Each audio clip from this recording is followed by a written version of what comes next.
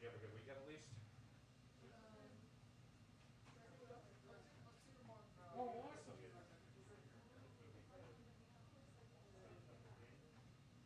Looking like email is done too. Video email. That's what what's that?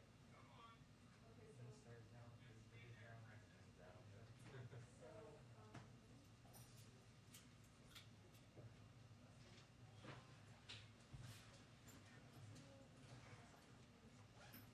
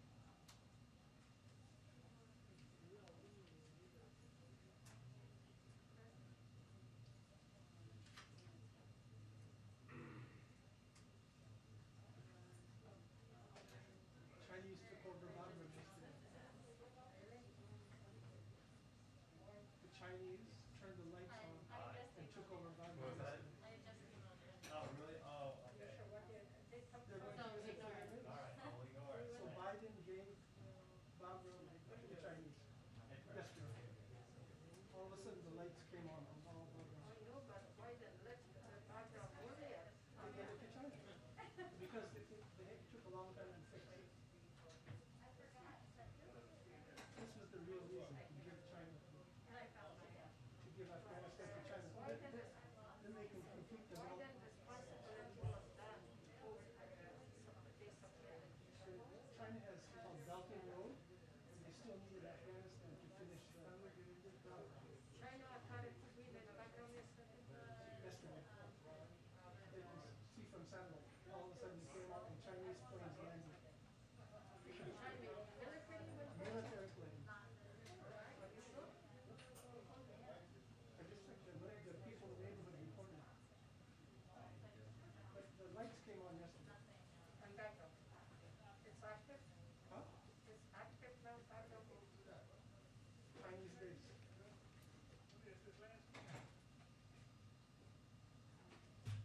Unbelievable.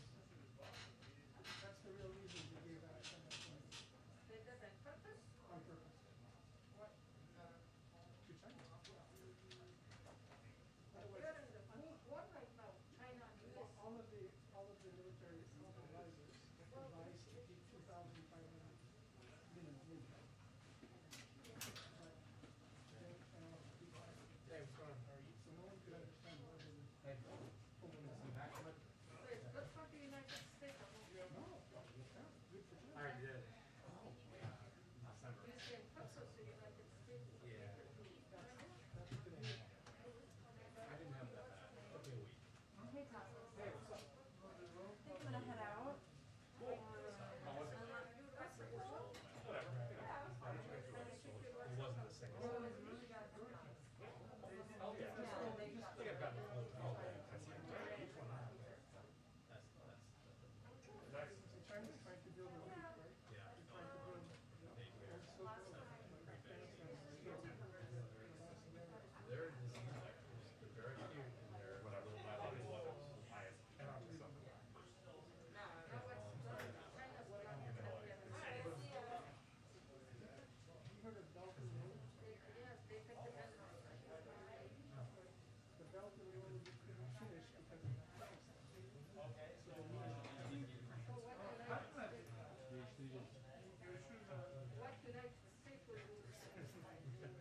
Who is the loser? But everybody's there. We gave the largest military base in the world to China because against the advice of all the advisors.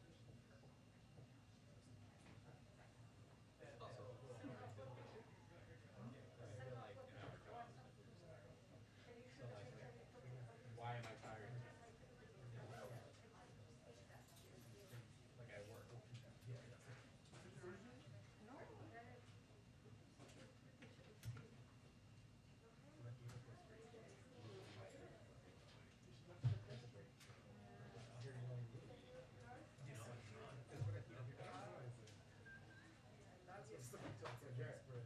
Hey!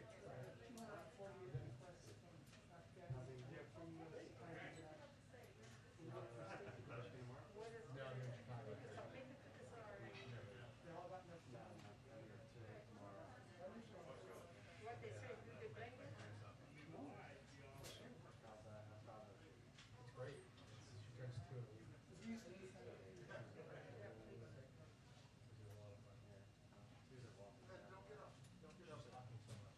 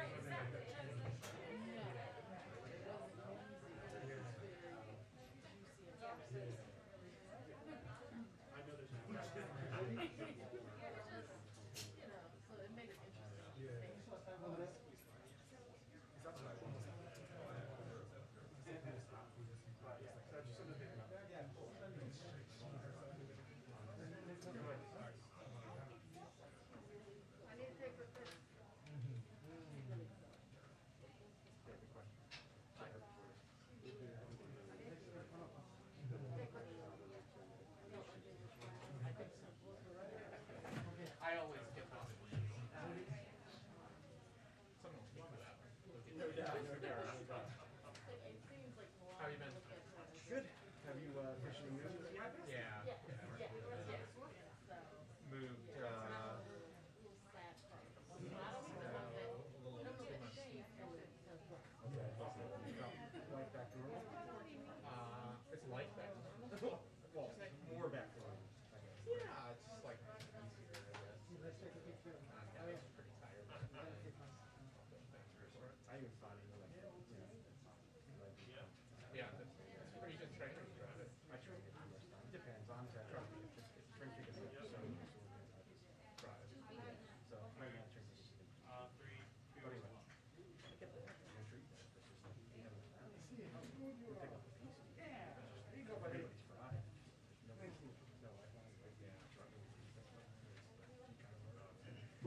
Yeah. So that is always. So look, yeah, so that's a little bit faster. Take it away. So that's good. Just now getting used to it. Getting used to a new place.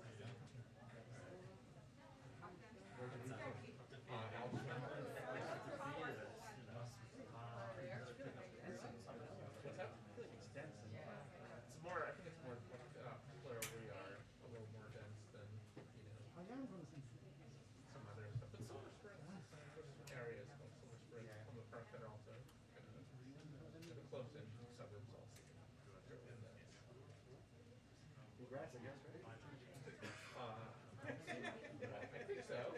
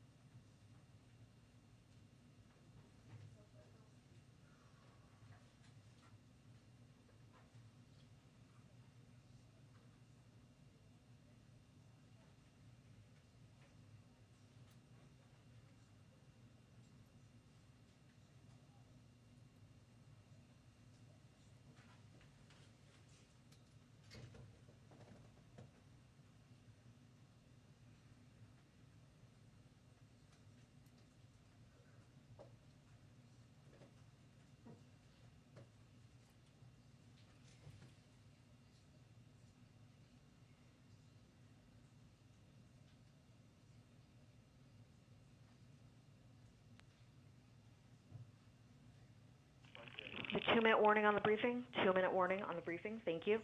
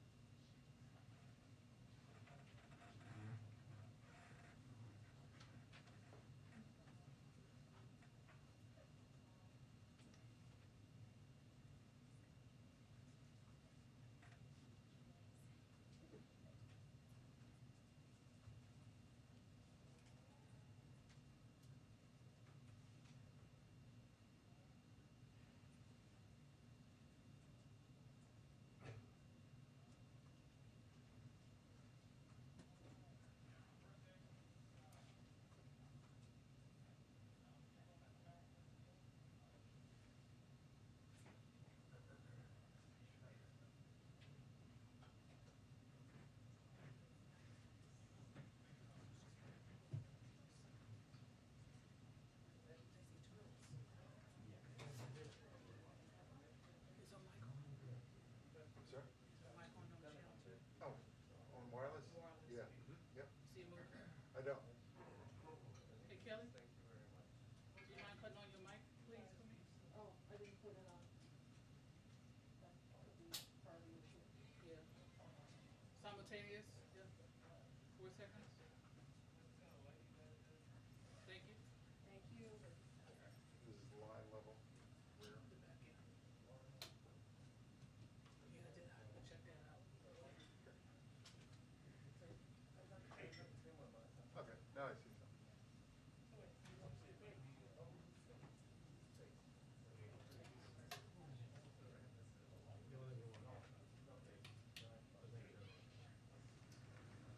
Hi, everyone.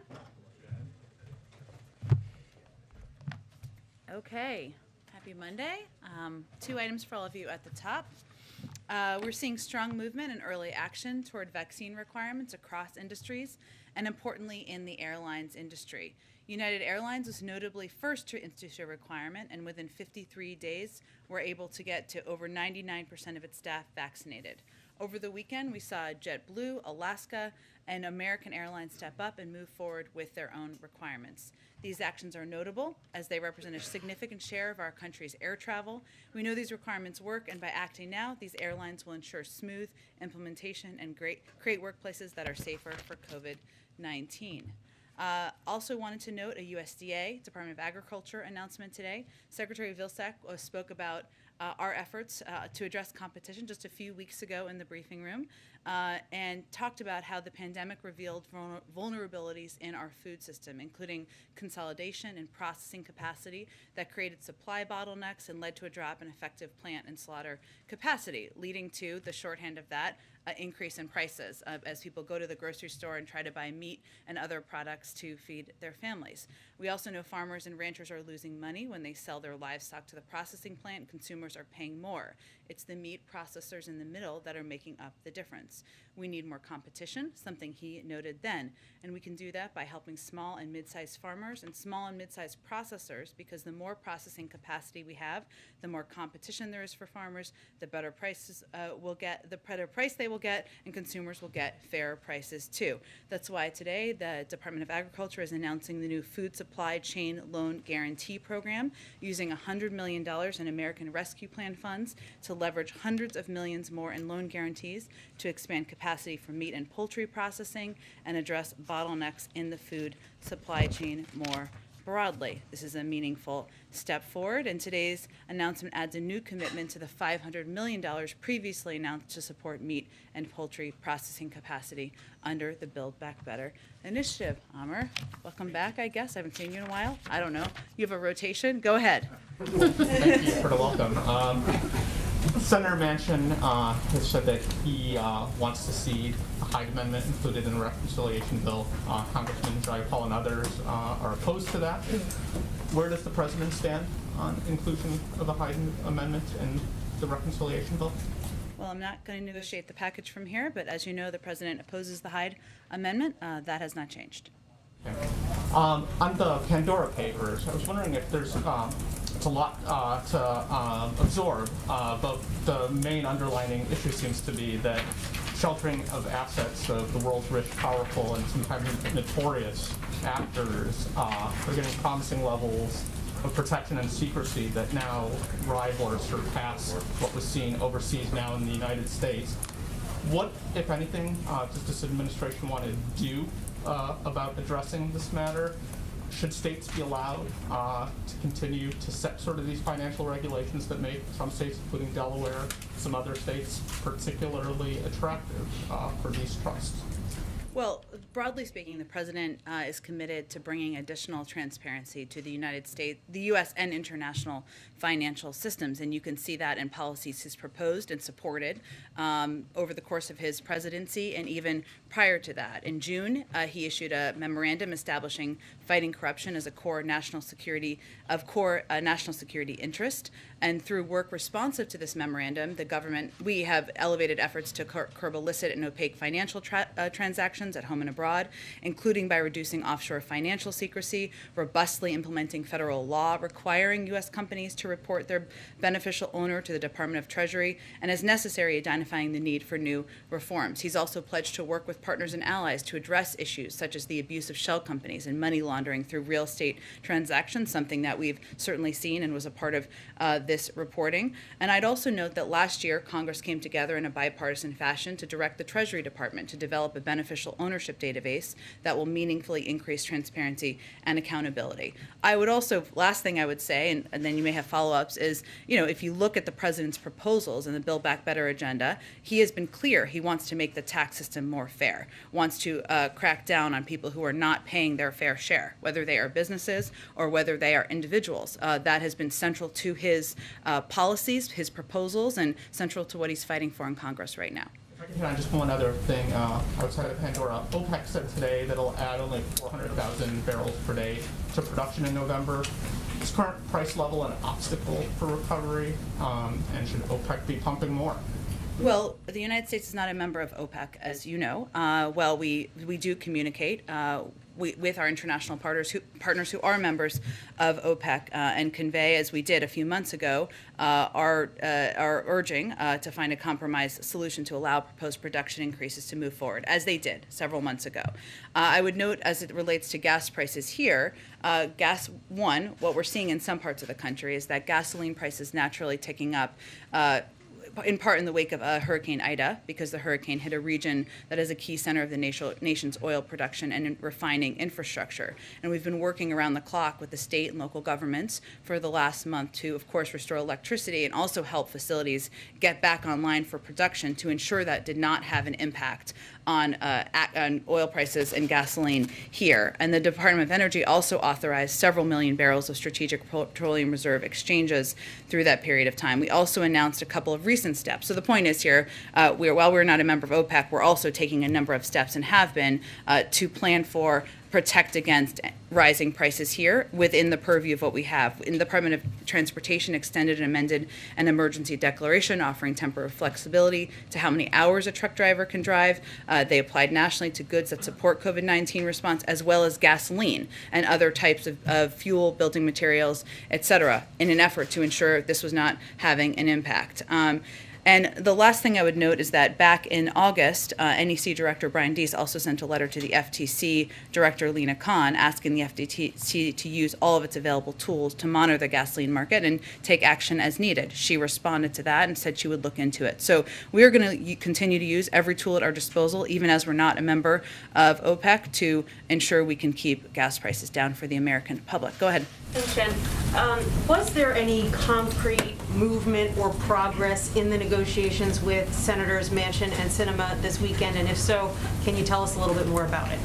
Well, I can tell you that the President is going to have a virtual meeting with a number of progressive House members later this afternoon in order to have a discussion about the path forward, which includes the recognition that this package is going to be smaller than originally proposed. And what he wants to hear from them is what their priorities are, what their bottom lines are, so he can play a constructive role in moving things forward. I would expect that later this week he'll have probably another virtual meeting with members who might consider themselves more moderate or however you want to define them. They're all out of session this week, as you know, so hence that's why the meetings are virtual. We have been in touch, or we've stayed in touch with staff and a range of members over the course of the weekend as we work to continue to make progress. But I don't have any additional updates from Senator Manchin or Senator Sinema at this point. How long do you plan to give those negotiations with Manchin and Sinema? Is there a deadline?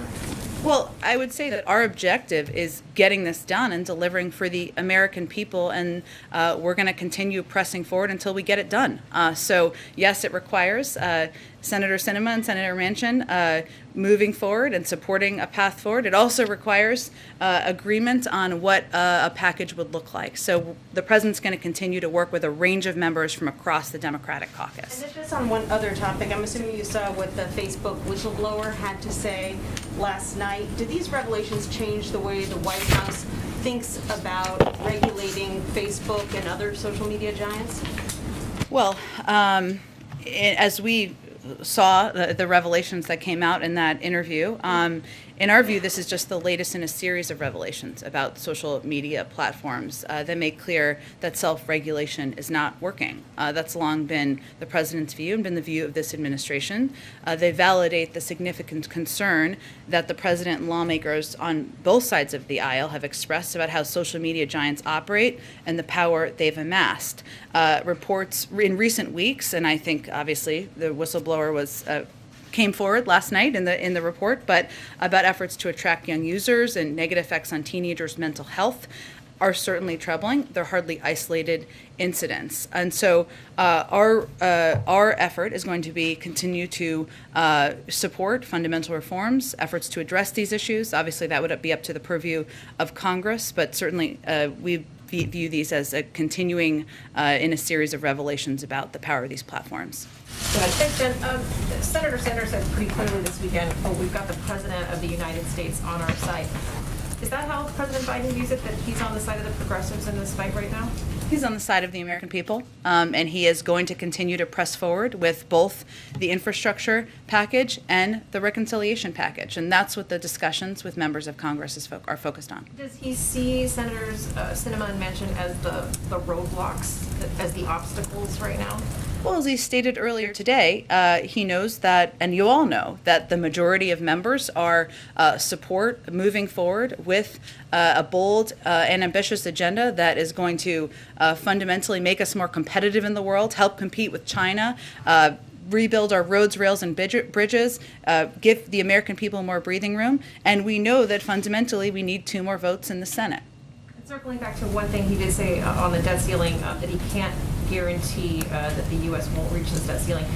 Given the dire economic consequences that have been laid out, if indeed the U.S. defaults, can you elaborate on what he was saying in terms of what the American people should be preparing for as a worst-case scenario? Does he see this as potentially an inevitable at where we are today? No, he also said in the same set of remarks or in comments, that he couldn't imagine it going to that point because Congress has raised the debt limit 80 times. They've done it in a bipartisan fashion, and it is imperative that we move forward given the impact this could have on the American people, whether it is people's bank accounts, their Social Security accounts, their economic security. There is a great deal of retirement savings, salaries for service members. There's a great deal that is at risk for Americans who are going to be waiting at home, watching how this might impact them. Now, the moment we're in, as the president talked about earlier today, is despite the fact that under the last administration, nearly $8 trillion in bills was compiled. I think I have a little chart here just to give you a little visual. Almost $8 trillion during the Trump administration, $676 billion during the Biden administration. So what Senator McConnell is refusing to do is to pay the debts of what were rung up under his leadership when he was in the Senate, still continues to be, of course, and when Trump was president. The debt limit is about paying for bills we have already spent. It is not about initiatives that we're talking about and debating now. And this tells you exactly where those costs came from. Go ahead. The president said this morning that he intended to speak with Senator McConnell. Have they had that conversation yet? And will it be face-to-face or? I think what the president was conveying is that he's, of course, open to speaking to Senator McConnell. That's the role, or should be the role, of any president, to work to address what could be an economic catastrophe for the American public. They have not talked yet. I don't know when it will be scheduled, but what is clear is this is not a negotiation. We know what needs to happen here. What is happening in the Senate right now is Senate Democrats have proposed that they would do all the votes to raise the debt limit. They are happy to be the adults in the room. They're not even asking Republicans to vote for it at this point. We know they're unwilling to be the adults in the room. They are blocking the effort by Democrats to raise the debt limit themselves. So it's pretty clear what needs to happen. That is the fastest, the simplest, the cleanest, the least risky way to get this done. And certainly that's what the president would convey if and when they speak. Obviously, the president has known Senator McConnell for a long time. He said they've been down this road before, I think, this morning. He also knows that he's not someone who generally changes his mind or bows to pressure like this. So if Republicans do not give on this, what is the president's recommendation to Senator Schumer as the clock is quickly ticking toward that deadline? Well, when we keep ticking, we'll keep having a discussion about that. Obviously, the Democrats have expressed a willingness, an openness, and a desire to get this done. Unlike the Republicans in the Senate, despite the fact that $2 trillion of that $8 trillion was for tax cuts for the wealthiest, which were unpaid for. And the rest of it, they supported, most of them supported across the board. The president, as you heard him say, he wasn't ruling out options this morning as it relates to legislative paths forward. But what is very clear here is that the cleanest, easiest, fastest way to get this done is by the Republicans allowing Democrats to move forward with a vote. They can do that tomorrow, and we can reduce the uncertainty for the American people. So he's not ruling out reconciliation, just to be clear. He was not ruling out, but let's be clear about what that process. That is a long procedural process, potentially. That's why I was asking. Well, right, but this is an important point because it's a long procedural process. It allows for the Republicans to do unlimited amendments that could be about any topic that may or may not have anything to do with the debt ceiling. Why are we going to play around with the security and the economic security of the American people and the security and the full faith and credit of the United States? That's the president's point he was making this morning. Go ahead. Thank you, Jen. First, does the president agree with Dr. Fauci that it's too soon to tell if people are going to be able to gather for Christmas? Well, the president relies on CDC guidelines, and they have not changed their guidelines about who can gather together, those who are vaccinated. But we leave it to them if they need to change their guidelines based on where the pandemic sits. Thank you. Following up on something that you just said, you said that the president's going to have a virtual meeting with House progressives to talk about how this Build Back Better package is now going to be smaller than $3.5 trillion. But you have been saying that it costs zero. So are you now admitting that the plan does not cost zero? Or is it less than zero? Well, let's not dumb this down for the American public here. What we're talking about is how much the top line investments are, which are all paid for, so therefore it costs zero. No matter what the cost or size of the top line investments are, we have ways to pay for it. So the point is, that's important to the American public, all of your viewers too, is that this is not going to cost the American public $1. We're going to pay for this by asking corporations, the highest income, so people under $400,000, I should say, corporations' highest income, to cover the cost of these necessary investments. So just to not dumb it down then, does the plan cost nothing or is the plan free?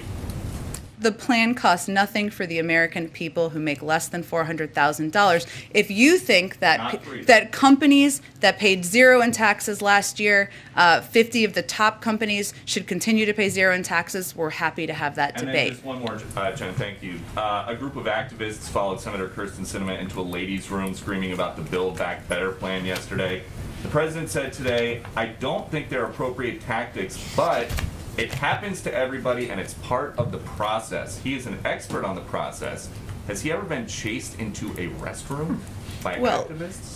Let me be clear here, because I think the context of what happened here is very important. And Senator Sinema put out a statement this morning. So as she said, and I would reiterate from here, the protection of the freedom to protest, to speak out, and to criticize is fundamental to our democracy. The president believes that. Maybe he shorthanded it, but he wanted to make that clear this morning. What happened this weekend was that her classroom, her students, and the safe and intellectually stimulating environment she's worked to create during the years of teaching at ASU was breached. That's inappropriate and unacceptable. And I think the context of what happened here is important, despite the fact that, of course, the president stands for the fundamental right of people to protest, to object, to criticize, as they often do outside of the gates of the White House. So does the White House condemn these protesters who chased her into the restroom? I just said it was inappropriate and unacceptable. I think that pretty much. Not to do that again. I think that's pretty clear that they shouldn't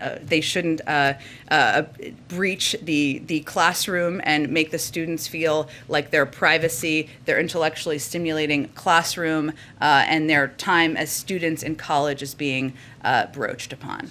Go ahead. I have a follow-up to Peter's question? China Follow-up? again sent airplanes. I'll come to you next, Emerald. That's right. China again sent warplanes flying over Taiwan. What is the White House's interpretation of what China is doing, and what can be done to kind of ratchet down those tensions?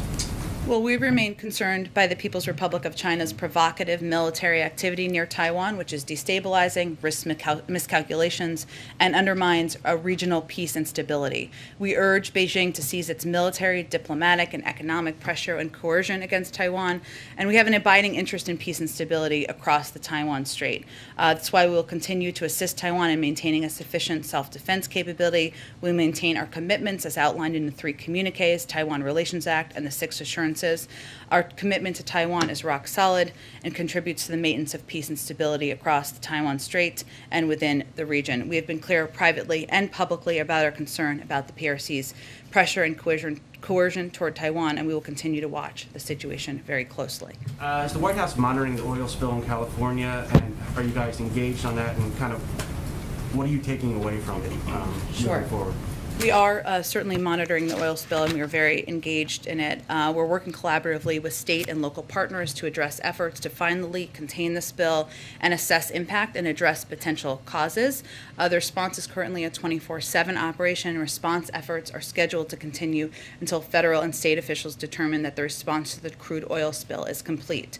All available actions are being taken to ensure the safety of the public and response personnel, to control the source and recover spilled materials, to maximize maximize the protection of environmentally sensitive areas and minimize impact to maritime commerce. So early on Sunday, a unified command was established between Amplify Energy, the operator, the Coast Guard, California Department of Fish and Wildlife, as well as the cities of Long Beach, Newport Beach, Huntington Beach, and the Orange County Sheriff's Department.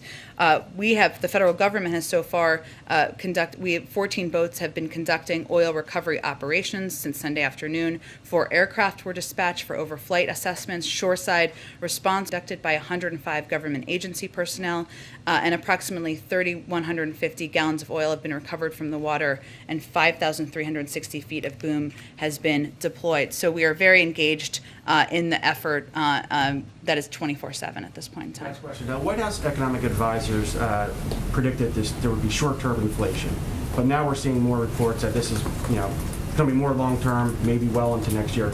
Did the White House misjudge the situation, and what is the White House doing to maybe manage these new expectations? Well, the Federal Reserve and the OECD continue to project that inflation will come down in the next year, and we look to those projections. Obviously, it's under the purview specifically of the Federal Reserve. I would say over the long term, what we're working to do is get our Build Back Better agenda passed, something that outside economists, Nobel laureates have said would address inflation over the long term, reduce costs, and that's one of the reasons a huge priority for the president. Emerald, I promise I'd go to you next. Go ahead. Yeah, I appreciate it. First, following up on Jeff's question regarding China and Taiwan, China has grown increasingly aggressive under this administration, and then now we're set to start trade talks back with them. There was concern when President Biden took office about his son's business dealings with China. He was supposed to divest himself of his stake in a Chinese private equity firm in December with ties to the Chinese central bank. As of April, he had not yet done that, and at some point you were going to get back to us on that. Do you have an update on that? Has he dissolved that interest now? I'd point you to his representatives on that. He doesn't work in the administration. I would say, though, Emerald, that, and I think you're referring today to the announcement, this speech by Ambassador Tai about Phase 1. And what I think it's important to note here is that this approach definitely differs from the approach of the prior administration, in our view. Their approach hurt select sectors of the American economy and wasn't targeted to address strategic problems we have.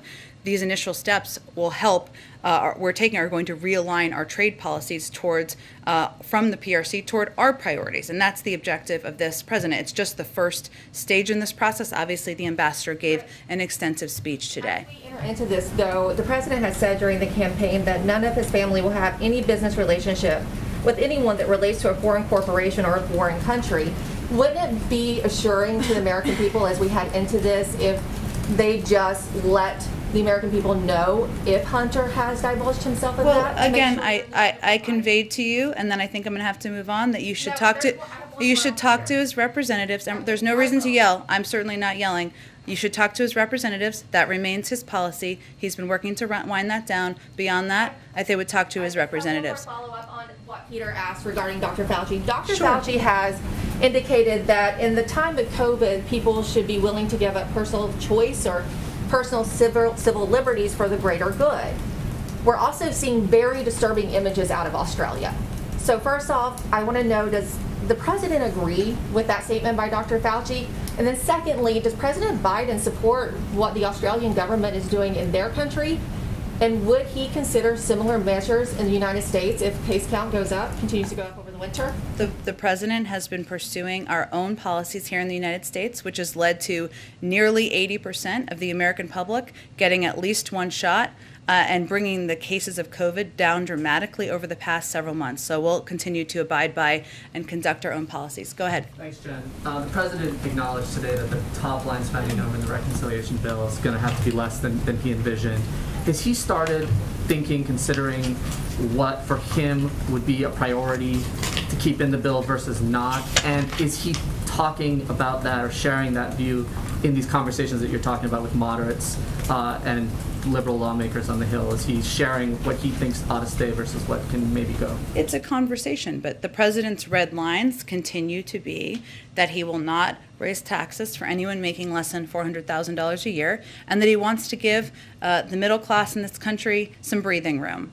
But what he wants to do is have a conversation, hear from everybody on what their top lines are and what their priorities are. These were his initial proposals, right? So really, this is a conversation to move the ball forward. And that's part of the conversation I'll have with progressive members and other members later this week. And can you talk a little bit about tomorrow's trip to Michigan, why he decided to do that, Sure. what he hopes to accomplish there? Sure. So tomorrow, he will be traveling to Michigan. As you all know, it's a state that would benefit greatly from both the bipartisan infrastructure package and the Build Back Better agenda. Just to give you a couple of examples, Michiganders, I confirmed that is actually what people from Michigan call themselves, with Chris over here, spend an extra 67% of their time commuting because of the need for updating infrastructure. I mean, this is something that impacts people across the state every single day. Almost 10% of people in Michigan don't have broadband access. That is really something that will help level the playing field for people, whether they're in urban or rural communities. 44% of people in Michigan live in childcare deserts. These are all issues that are addressed by both of these packages. There's more details, and we're happy to provide more to you as we lead into tomorrow. But this is a state that could benefit greatly from the president's bold and ambitious agenda. He wants to go out there and talk about the components and the pieces of these bills that will make people's lives better, even as we're having very important conversations about the legislative logistics here. Go ahead. Thank you so much, Jen. Thank you. For international visitors, Yeah. The administration is looking at the CDC to guide which vaccines will be accepted.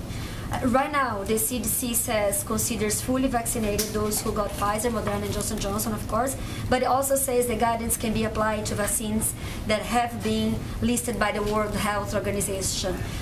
Will there be any change to this guidance? And, for example, the Russian vaccine, who is not in the WHO, will be accepted? I would point to the CDC. As you know, we're going to have an update on our international travel guidelines as we get closer to November. Early November remains the timeline that we're focused on, but I will leave it to our health experts to outline more specifics. Go ahead. Sorry, thank you.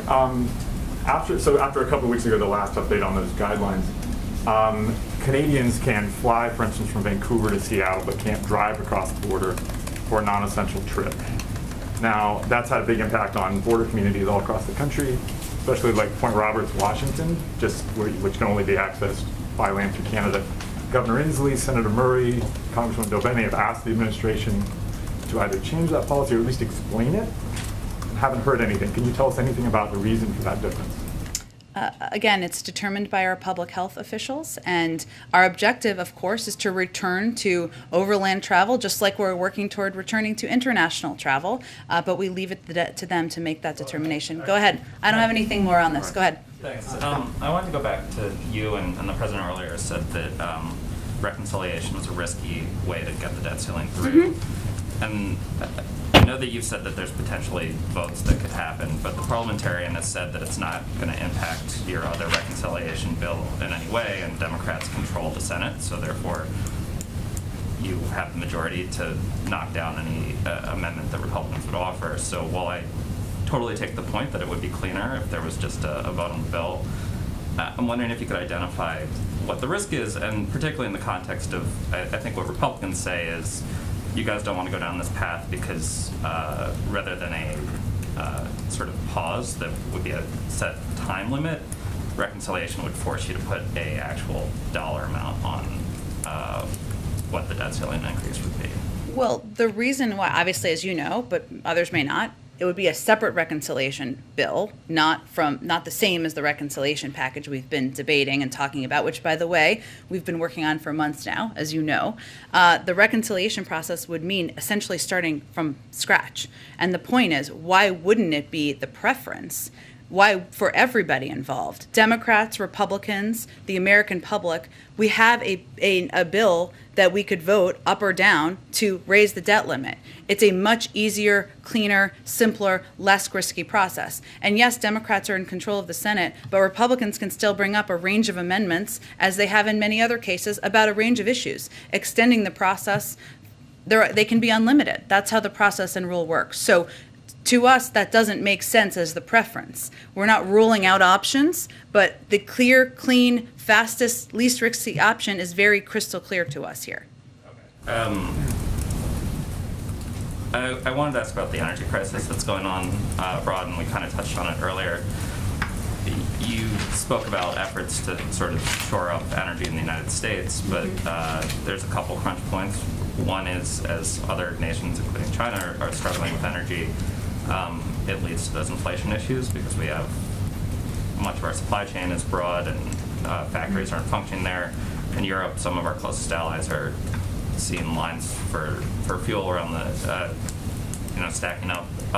So I'm wondering what we're doing to sort of deal with this crisis internationally, and if you mentioned that there had been a conversation with OPEC a couple months ago, but in the past week, I know last week you said you'd kind of circle back on what message we had conveyed. We asked them to accelerate beyond what a few months ago, the sort of gradual increase in production that we had asked for. Well, I think one of the questions I was asked last week is about Jake Sullivan, our national security advisor, who was meeting with Saudi Arabia and the UAE last week. So in those meetings, while the Saudi Arabia meeting was focused on Yemen, and that was the primary purpose, he and his team did reiterate the imperative of creating conditions to support global economic recovery. And included in that is, of course, the price of oil around the world. We are in regular touch with OPEC, so I didn't mean to convey that we were only in touch months ago. We are in regular touch with members of OPEC members, I should say, since we are not a member, and that has been ongoing. Go ahead. At the risk of asking another esoteric question about the debt ceiling. It's okay. You have said in this room that you believe that the White House believes that Congress enacting a law is the only way to raise or lift the debt ceiling, but maybe you can put a bit more meat on the bones as to why the White House has determined that, for example, ideas like minting $1 trillion coin or invoking the 14th Amendment would not solve the problem. Well, I think as was reported, we obviously look at a range of options, and none of those options were viable, either because they wouldn't be accepted by the Federal Reserve, by the guidance of our Treasury Secretary, or just by legal restrictions. So we know that the only path forward here is through Congress acting. There is a simple process that could be done in the next few days before we hit Friday to reduce uncertainty, to make sure the American people don't have to worry about their bank accounts, their retirement savings, and all Republicans need to do is get out of the way, let Democrats be the adults in the room, and take a vote. Another question. Last night on 60 Minutes, there was an exploration into this Kafka-esque situation that members of the military have been in. After 10 years of paying their student loans under the Public Service Loan Forgiveness Program, 9 out of 10 of them have had their forgiveness rejected when they've applied.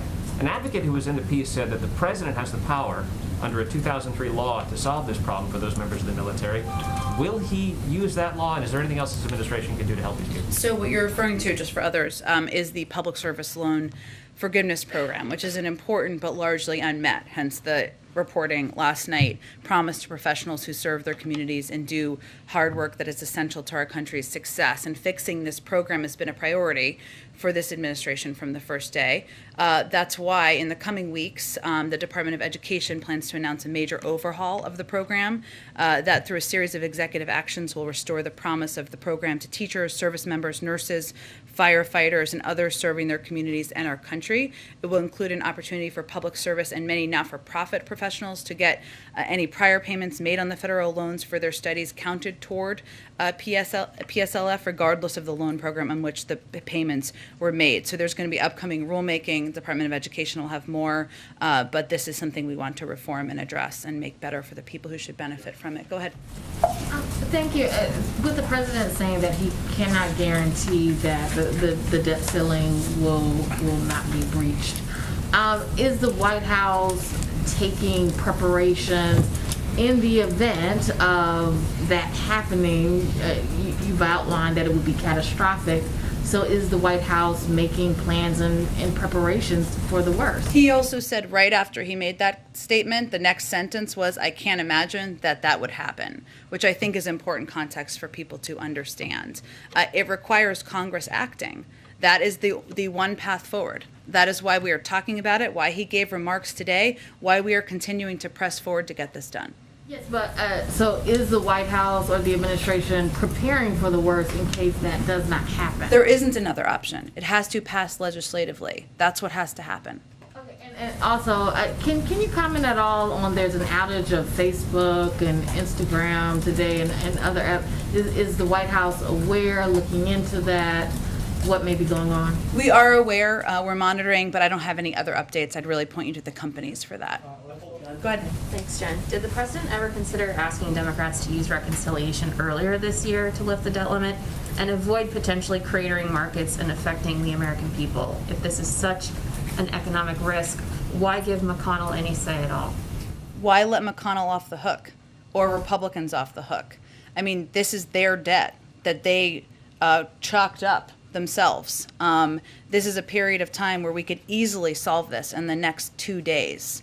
And easily do that through allowing Democrats to be the adults in the room, despite the fact that Republicans spent like drunken sailors over the last 4 years before President Biden took office. So it's easy to get it done. We did not need to start a long procedural process. That's exactly what that would be. We're not ruling out options because, as I said in response to an earlier question, we have to get this done. We have to get this done to ensure that people don't worry about their retirement savings, don't worry about their college savings for their kids. But it's easy to get it done, and we don't think Republicans should be let off the hook. Go ahead.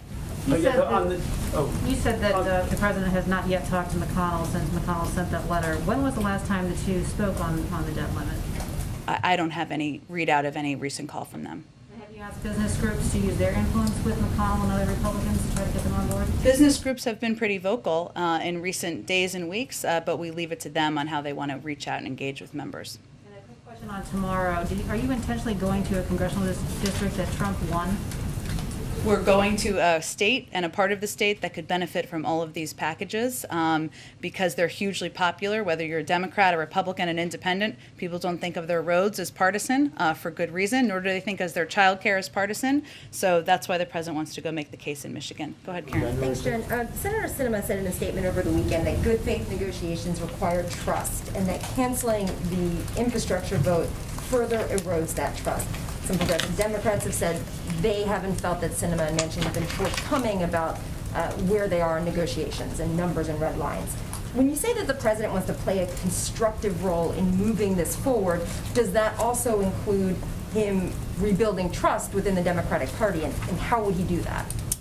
Well, look, I think the way the president sees this is that we're in the midst of a legislative process, and this is how the process works. Less about trust or not trust. I know that word's thrown out there a lot and has been over the last week. You know, the president put out his bold proposals. Members of Congress, a co-equal branch of government, argue for their priorities, some with strong emotion. Good for them because they're passionate about what these issues are, how these packages could fundamentally change things for people across the country.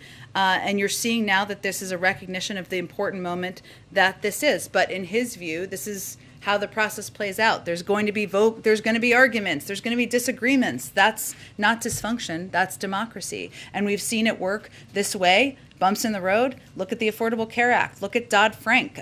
Look at even the American Rescue Plan. These were not smooth legislative processes. They rarely are, and we're still in the middle of it. You said why Michigan, or you've answered why Michigan, Yeah. but why now to go out on the road and do an event like this? Well, look, I think the president felt that, and we all felt that the last week or two, what was important was for him to be available, to have meetings, to bring people down, to have these conversations. He's obviously still doing that. But now it's also important to remind people, as the sausage making has been kind of the dominant storyline for the last few weeks, what this is all about. Why he's fighting so hard for it, why there's important debates and discussions about what are in these two important packages. And so that's what he's going to do in Michigan tomorrow, and I expect he'll do more of it in the weeks ahead. Go ahead. Two questions on the oil spill. Is the White House considering a national emergency declaration for the spill there? That would really be something typically that is requested by the governor and granted by FEMA. So I don't have any updates on that. We're, of course, continuing to closely monitor. We're in close touch with the governor and his team, but I would point you to FEMA on that if there's an update. And the administration's effort to stop auctioning offshore drilling leases is currently subject to litigation. The judge blocked the stoppage of that. How does this spill kind of underscore that effort that the administration wants to no longer lease new offshore drilling? Well, I think one of the reasons that, one, there are also existing oil leases, I should just clarify, not that it was your question, that are still ongoing. That has not changed. And obviously you referenced the ongoing litigation. Look, I think the president has identified addressing the climate crisis as a core priority for him and this administration. And certainly taking every step possible to do that remains a priority. I wouldn't say that this changes that. That has been the case before this and will be the case even as we work to ensure recovery is complete. Go ahead, Andrew. Thank you, Jen. Last week, Chairman Thompson of the January 6th Select Committee said that his committee would be making referrals for criminal contempt in the event that Trump administration witnesses fail to honor the subpoenas that have been served on them. In past administrations, those sorts of referrals have not been acted on by the Justice Department. And I know the President has said that the DOJ will act independently of the White House, but broadly speaking, will the Biden administration break with recent precedent and actually follow the law in this case? Well, these witnesses have not failed to appear at this point in time, so we're not quite there in the process. And obviously, we would point to the Department of Justice. I think there have been cases, I know this wasn't your question, but since you asked about January 6th, broadly, where we have did not exert executive privilege, for example, in the matter of certain former DOJ officials who had been called to testify before Congress. I cite that both to illustrate how we have approached this issue so far and the broader spirit in which we'll continue. But obviously, issues that are of the purview of the Department of Justice will remain there, and we're not quite at the point where anyone's failed to appear. Phrase that slightly then. Past administrations have not followed the law and acted on these sorts of referrals. Whether or not one will happen in the future. But I understand your question. Of course we're going to follow the law, but I'm not going to get into hypotheticals that aren't right now relevant to this current state of play. I would also point you to the Department of Justice, as you noted in the beginning, but I also wanted to note where we have broken with some recent past precedent and how we've approached, just to give you an example. Go ahead, Eugene. Thanks, Jen. Any update on the Department of Education's look at whether or not the president could write off student loans? Ron Klain told us that they were looking at that and that it would take a few weeks, or that it was hoping that it would take a few weeks. Just wondering if there's a holdup and what the holdup is. I don't have any other update. I would say that obviously lowering the cost of college or relieving student debt is a priority to this president and this vice president. If Congress wants to send us a bill that would, relieve $10,000 in student debt, the president would be happy to sign that. Obviously, there hasn't been action on that to date. And I would also note that part of his proposals has been lowering the cost of college, giving more people access to college who wouldn't have otherwise had it, which shows his commitment to the issue. And Harold Cole, a senior advisor and the only political appointee on the State Department's legal team, resigned and wrote a memo. And I want to get this right, so read from what he said. I believe this administration's current implementation of the Title 42 authority continues to violate our legal obligation not to expel or return individuals who fear persecution, death, or torture, especially migrants fleeing from Haiti. He also said lawful, more humane alternatives plainly exist. So I want to get your reaction to that memo, and also why is the only political appointee at the State Department's legal team wrong? Well, I haven't seen his memo at this point. I'm not sure when it came out. That's fine, please do. I would say that we don't see Title 42 as an immigration policy. It is a public health authority because we're still in the middle of a pandemic, and it is determined by the CDC. It is also true that there are several exceptions for Title 42, including those who are fleeing persecution, who express a concern of fear. It goes through a process. Those who have health issues, those are individuals who go through our immigration proceedings and process. So it remains in place because we're in the middle of a pandemic, but I think the shorthanding of that isn't an accurate depiction of what our policy actually is, even as it relates to exemptions. Can I have a question on climate change? Sure. So during his West Coast trip, the president called for bold action on climate change in response to wildfires and other extreme weather events. But the climate provisions are also a major sticking point in the reconciliation process between Senator Manchin and the progressive faction. What is the president telling fellow Democrats about climate policy during those talks? And is this an area where he's willing to make concessions? It remains a priority to him, otherwise he wouldn't have proposed it, and there's also very broad support within Congress for climate provisions that are in both the reconciliation package, as well as the infrastructure package that includes historic investments in electric vehicles, electric vehicle charging stations, the replacing of lead pipes to make sure kids have access to clean drinking water. And as you know, in the reconciliation package, it helps create a climate core, helps make sure there's a standard, has key pieces that will be pivotal investments to addressing the climate crisis. I'm not going to negotiate from here, but obviously the president would not have proposed them if he did not think they were a priority to him. Go ahead in the middle. Thank you, Jen. I have a question on Ethiopia, since the president mentioned Ethiopia once again in his remark. But I want to ask something about Senator Joe Manchin. Do you know if he wants to be president? Does he really like to be president? Does he want to play the role of president? Does he like the president? Doesn't he like the president? I guess I don't really expect you to answer, because I know it's difficult to go from winning a Senate seat in West Virginia to maybe beating Donald Trump by 7 million votes.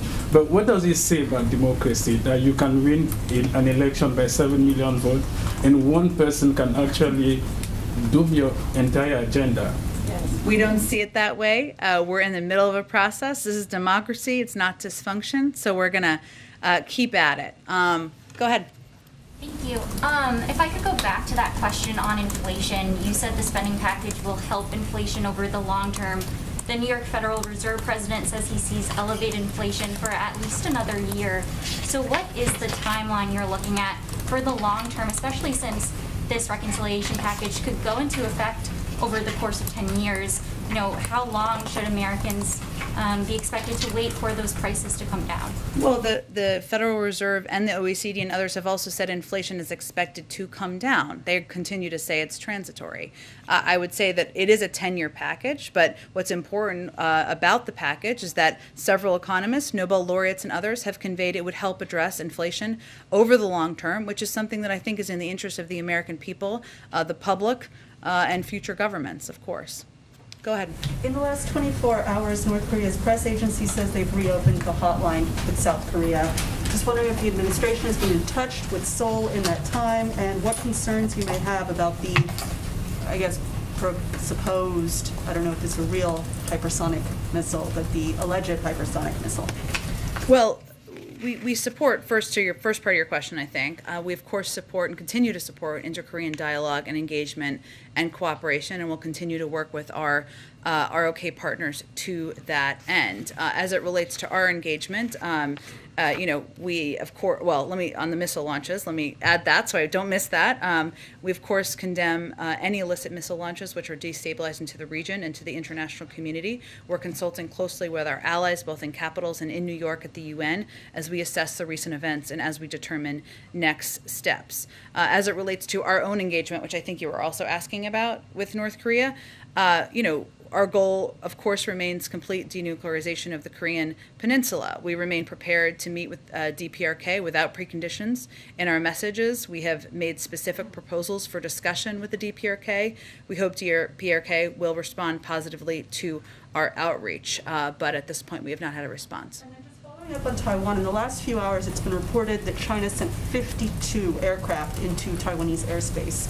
So these strong statements from the State Department and from you don't appear to be listened to in Beijing. So what now? What next? We are also in touch privately, conveying clear messages through diplomatic channels, and that's probably the appropriate place for those.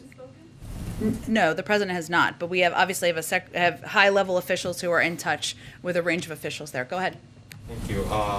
On Pandora Papers, so will the Pandora Papers revelations affect the dialogue between the White House and its strategic partners? For instance, a month ago, President Biden was discussing corruption issues with President Zelensky of Ukraine, and now Mr. Zelensky is reportedly involved in this offshore scandal. So does this fact, let's say, undermine trust between Washington and Kiev? I would say that as I stated a little bit earlier, but let me reiterate. I mean, the president's commitment is to bringing additional transparency to both the U.S. and international financial systems. It's something that he has pressed for in his domestic agenda, but also something that in international forums he has focused on, elevating as important to level the playing field, reduce corruption, ensure that we are doing that as a coordinated international body. So I wouldn't say it changes. Maybe it makes it even more important to be on the international agenda. Go ahead in the middle. Okay, last one. Go ahead in the middle. Thanks, Jen. Given in relation to Taiwan, I'm wondering, can you say which U.S. officials have been raising concerns with China privately about China's military activity near Taiwan? I would point you to the State Department and Department of Defense, who can give you any more detail there is to offer. And then also, is there an update on a potential meeting between President Biden and President Xi, given this? No, I would say that I just heard my voice, which was a little bit of an out-of-body experience. I would say part of, and obviously there was a significant speech that Ambassador Tai gave today, and part of our objective and our engagement as it relates to our China strategy is to maintain high-level dialogue. So I don't have anything to preview for you at this point in terms of a meeting or next conversation, but certainly maintaining high-level dialogue at that level is a priority to this administration. Thank you. We'll do this again tomorrow. Thank you, Jen.